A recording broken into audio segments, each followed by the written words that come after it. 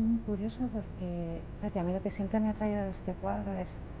que no se parece... El Museo Nacional del Prado no posee ninguna pintura de Leonardo,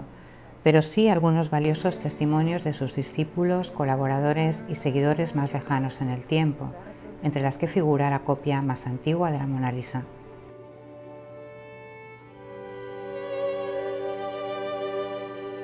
En realidad nuestro cuadro ha estado colgado de las paredes del Prado desde 1819, desde que se abrió el museo. Ha tenido muchas atribuciones y una de ellas era la de copia flamenca, porque ese fondo negro y el barniz amarillento que lo cubría sí que le daban un aspecto nórdico a la obra.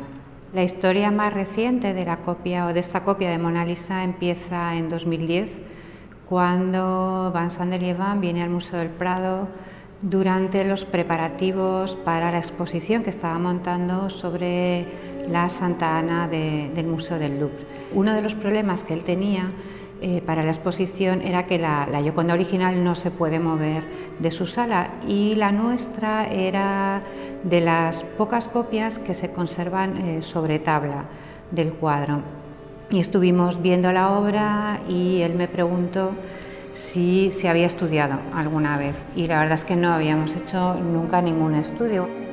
Cuando estaba haciendo la reflectografía estaba trabajando con un libro de gran formato que habían editado en el Museo del Louvre sobre la Gioconda original, y mientras salía el resultado de la reflectografía en pantalla me fui dando cuenta, comparándolo con el resultado de la reflectografía del original, de que había líneas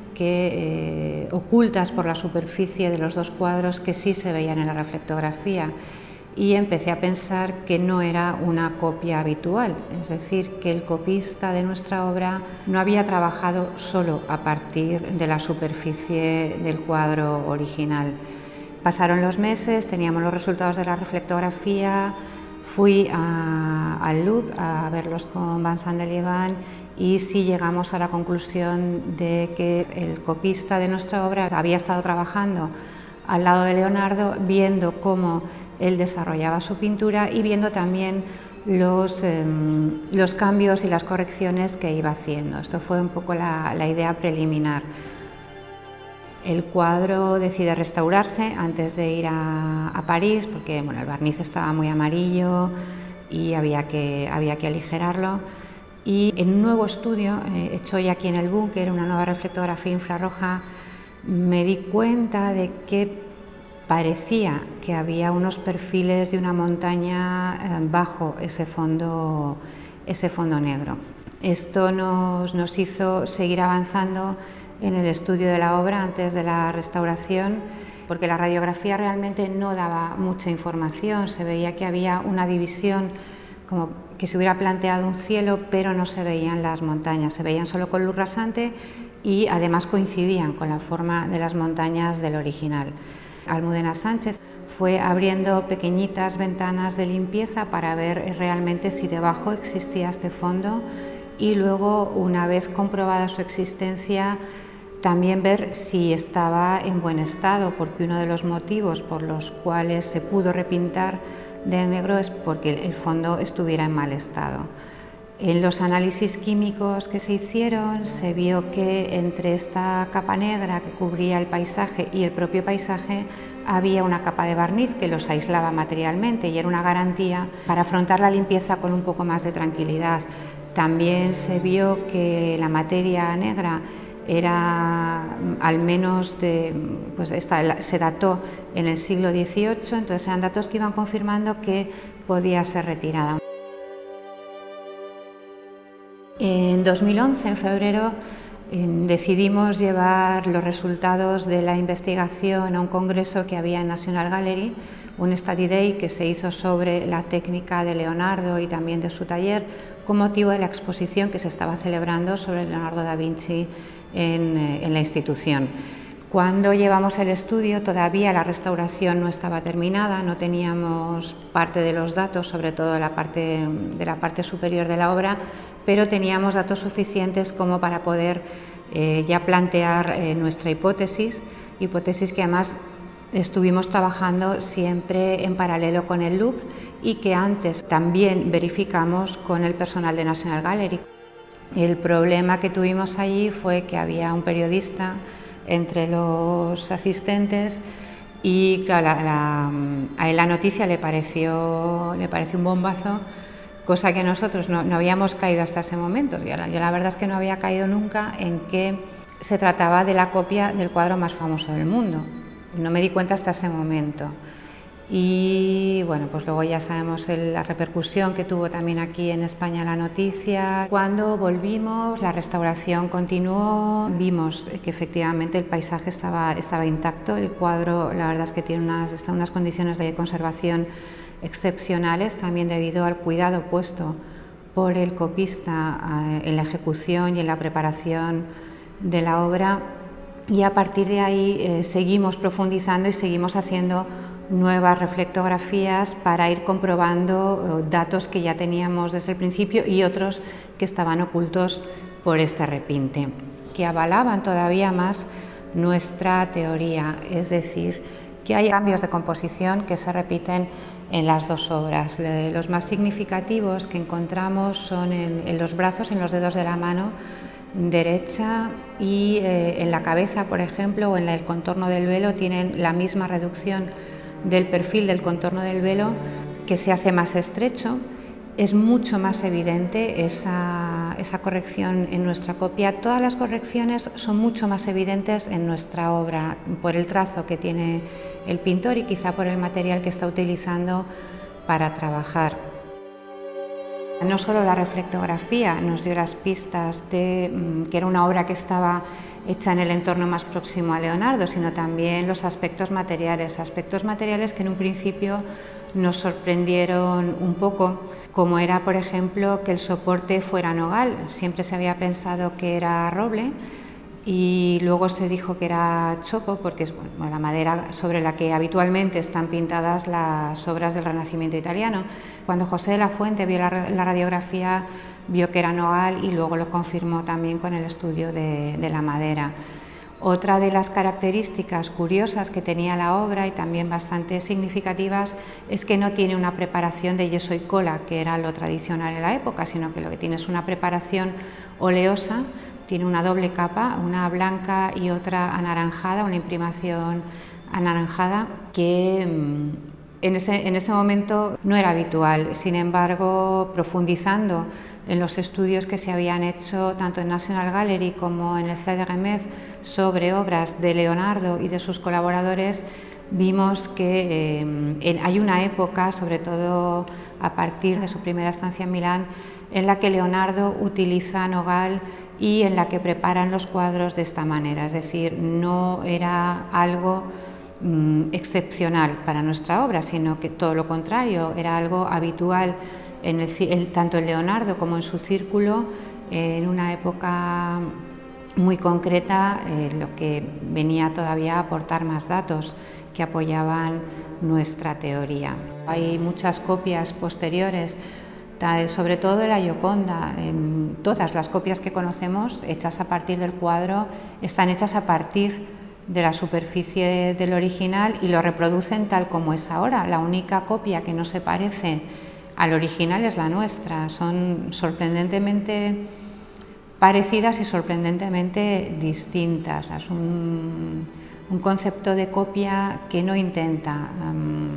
suplir la original. Nuestra copia es la copia más antigua que se conoce de la Gioconda. Es una obra además que se hizo en el taller de Leonardo y que se hace durante un tiempo junto a la original, es decir, se hace de manera simultánea a la original. Mientras Leonardo trabaja en su obra, nuestro copista trabaja en la suya, de manera que cosas que va corrigiendo Leonardo en el original, el copista las va corrigiendo también en su copia. En el taller pictórico del Renacimiento, la copia jugó un papel primordial. Por un lado, era un medio de instrucción de los aprendices. El maestro suministraba una serie de modelos que estos aprendices copiaban y podía tratarse tanto de composiciones completas como de detalles de la anatomía, una mano, la cabeza o un elemento del rostro.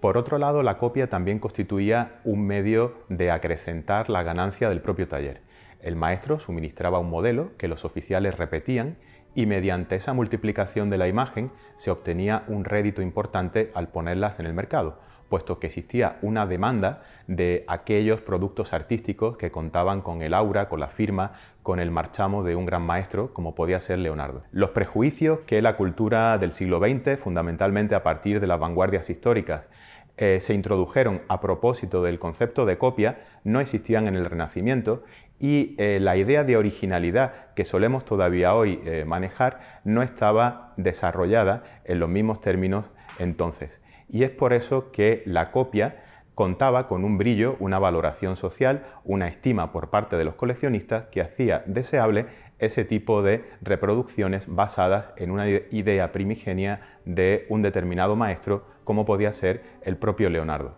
En el taller de Leonardo sabemos, a través de la investigación histórico-artística y los exámenes técnicos de sus obras que se han hecho en los últimos años, que ambas modalidades de copia, aquella destinada a la instrucción de los jóvenes y aquella que se usaba para obtener un rédito de mercado, se llevaban a cabo. La singularidad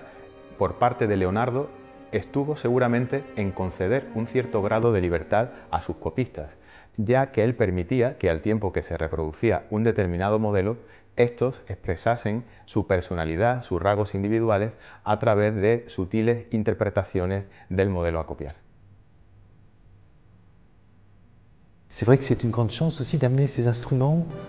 Donc on construit à Paris, dans mon université, à la Sorbonne, pour justement être capable d'analyser les œuvres là où elles se trouvent,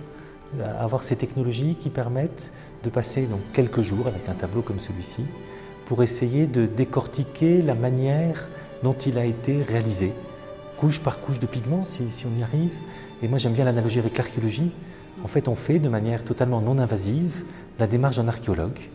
Et des dessins sous-jacents que tu avais déjà étudiés, on rajoute les petites couches de peinture que l'on arrive à révéler avec des rayons X, avec différentes lumières et différents types de spectroscopie. Il va falloir qu'on arrive encore à interpréter ces données, surtout que pour moi c'est la première fois que je travaille à une résolution aussi grande du 10e de millimètre, et c'est la première fois qu'on découvre des petits traits rouges qui sont sous-jacents et qui font penser pour le moment qu'il y a des dessins à la sanguine qui se mélangent avec des dessins en noir de carbone.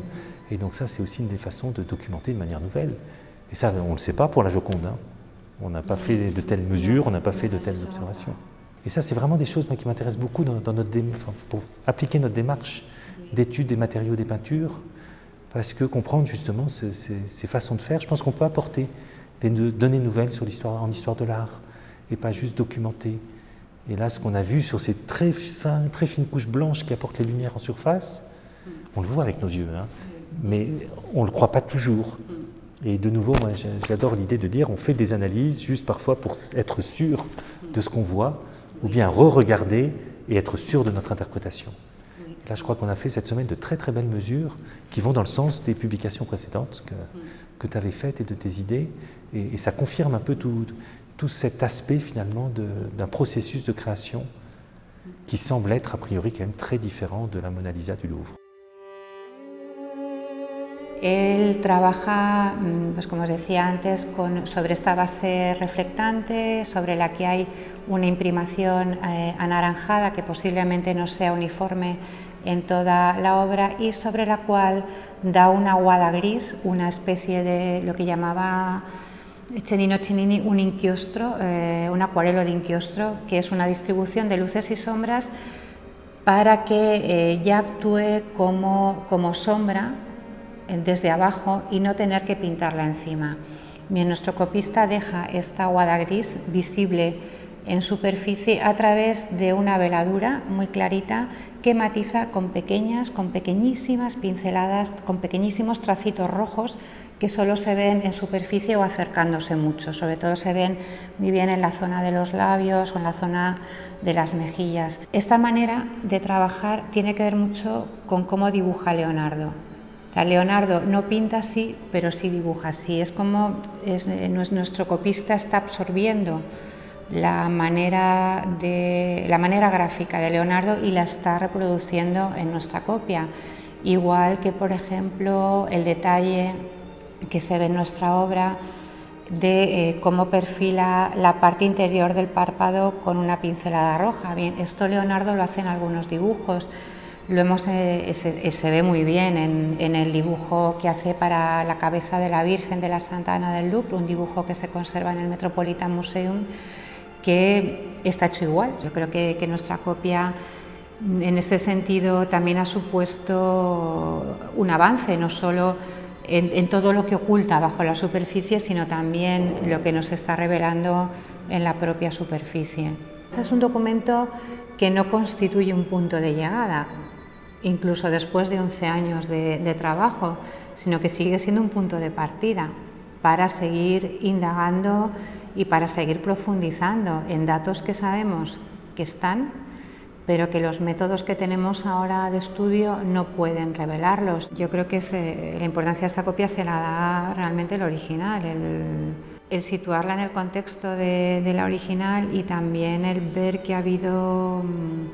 a partir de las diferencias y las similitudes, nos han hecho encontrar cosas también en la obra original cuyo estudio es tan complicado, sobre todo el llegar a ninguna conclusión sobre la superficie hasta que esta obra no se limpie. Es un cuadro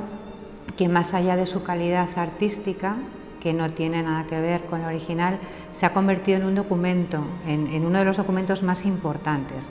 relativos a los modos de trabajo del taller de Leonardo da Vinci. El conocimiento de Leonardo da Vinci en la España del Renacimiento y el Barroco tuvo lugar a través de la fama que el propio artista había generado tanto en vida como tras su fallecimiento, como a través de un importante número de obras de taller, de copistas, de seguidores, de imitadores que llegaron a la península ibérica a través de diversas vías de coleccionismo. Estas obras, en la actualidad, constituyen un desafío en tanto que solo algunas de ellas han sido objeto de un estudio profundo por parte de la historia del arte, y este es el caso de la Mona Lisa del Museo del Prado, pero otras tantas siguen requiriendo de ese esfuerzo de investigación que posiblemente podrá desvelarnos mayor número de información, mayor número de sutiles secretos del taller de Leonardo y de sus inmediatos seguidores. Viendo la obra me planteo que quizá esta obra del Prado sea la única copia que no se parece al original, que no intenta imitarlo, y sin embargo nos hace pensar o centrar nuestra mirada en un Leonardo que va mucho más allá del mito, un Leonardo que es un gran pensador, que es un gran observador, y también a su lado más humano, que el de maestro que se bloquea, que no puede pintar y pide a sus alumnos que lo hagan por él. Y luego, por otra parte, es una tabla que, pese a ser pequeña, nos ha proporcionado mucho conocimiento, y es una información que va a generar más conocimiento, y este es el objetivo de la ciencia, que nuestro fin se va a dirigir a un fin muy concreto, que es el de conservar las obras de arte en las mejores condiciones posibles. Son un legado que nosotros hemos recibido del pasado y que tenemos que transmitir a las generaciones futuras y también a las presentes para que puedan seguir disfrutando y aprendiendo con ellas.